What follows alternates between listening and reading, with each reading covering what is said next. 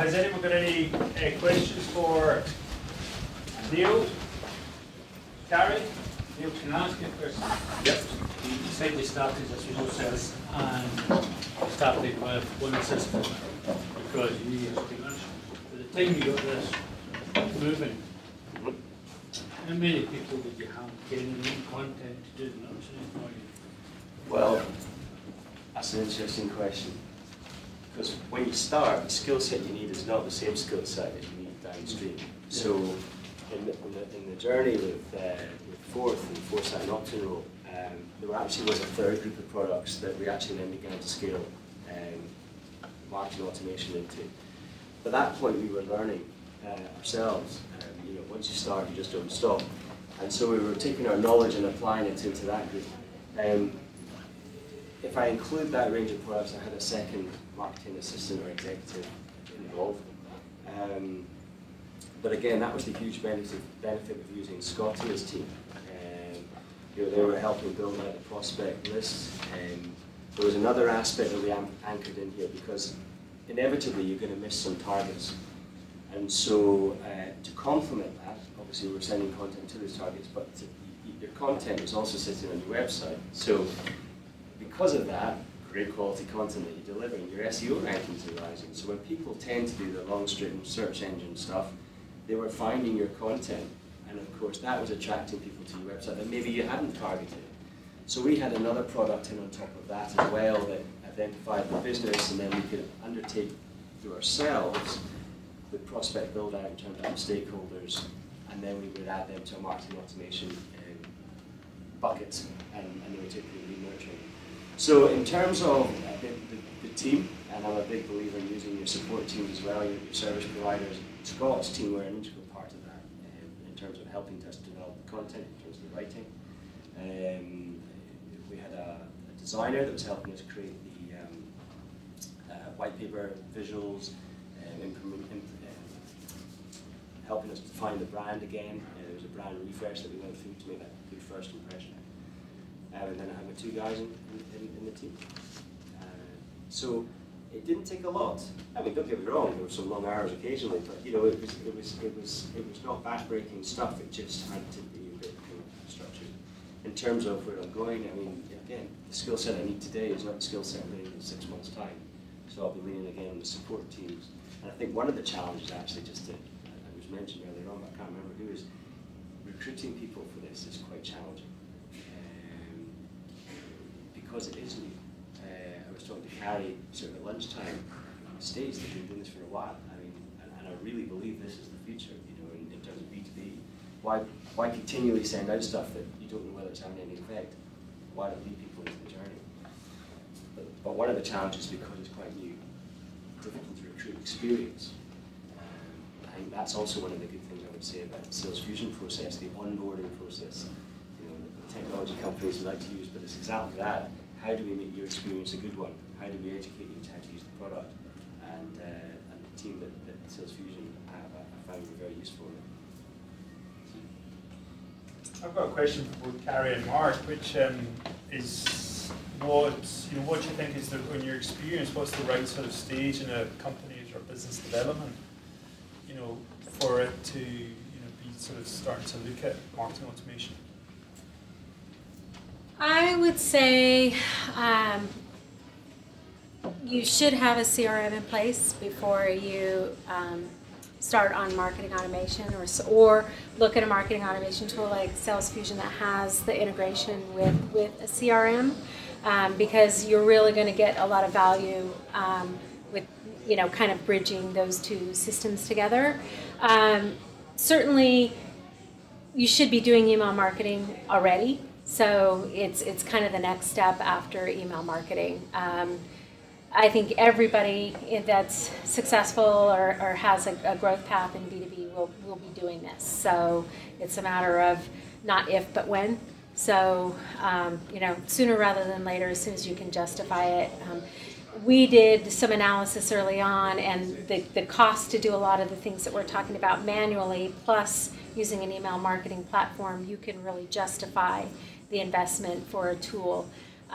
Most of the vendors price by database size. So that goes back to, having a clean database is going to give you, a better cost. So, as you're looking at ramping up on marketing automation, there's a lot of things that you can do to kind of get ready for that, to make sure that you're in the right place. I think that certainly echoes what we see in Sales Fusion. One key thing to think about is whether your business talks about lead generation.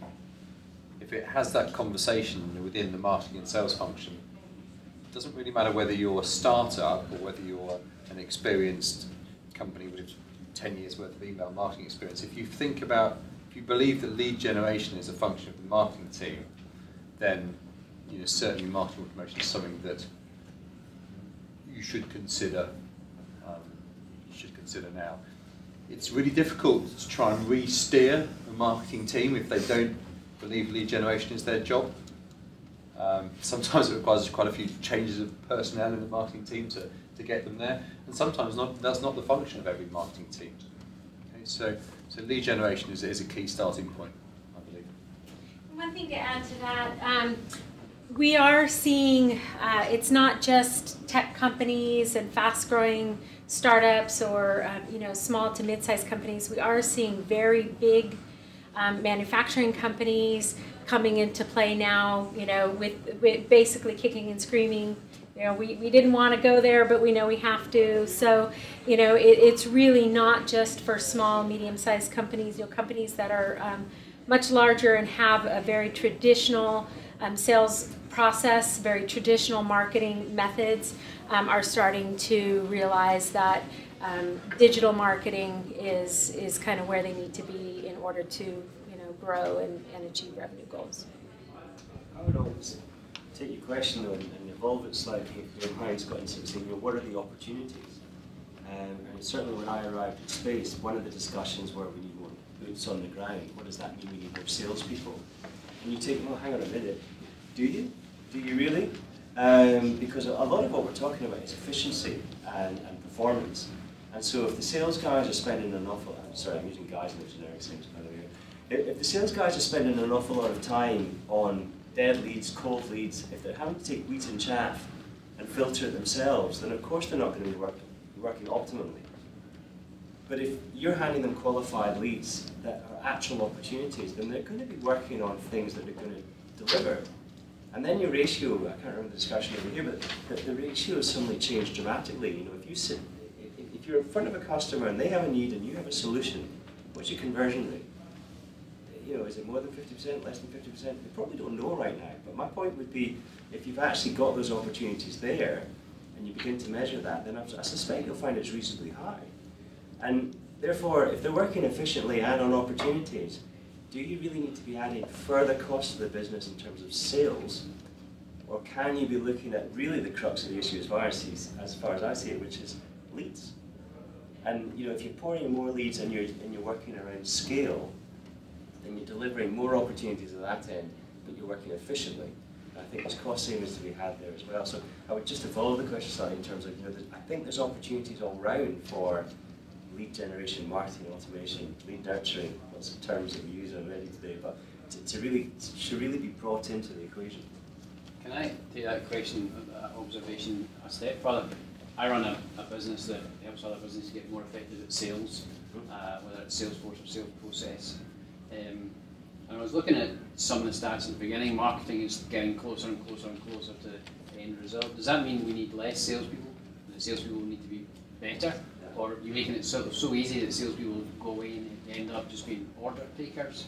What kind of effect does this change, do you think, have on salespeople in general? I think there's an evolution of the salesperson, and possibly I might throw this back at you to see what you're seeing, but to my mind, if we accept the data and we see that the buyer is becoming more self-educated, I mean, if we think about our last massive purchase, whatever that was, a car, a house, or something significant, we all will have done research in some way. We've all put ourselves in these shoes.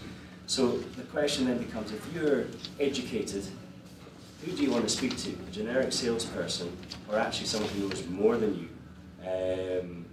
about the topic that you want and the need that you have? So I actually think that, I can't answer the question in terms of whether there needs less salespeople. I don't feel that's the situation, but I feel that the role of the salesperson is changing, and maybe we'll look to different elements of business as to who that salesperson is.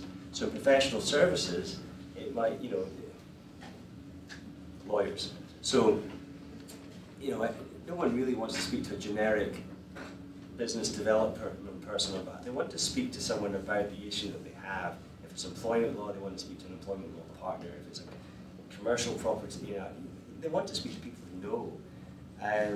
If it's a technical business of some description, they want to speak to that technician. So I think, in terms of opportunity, you know, it's about evolving the sales skills within these technically capable people to speak with authority on the subject that actually someone already has an interest in. If that answers that question.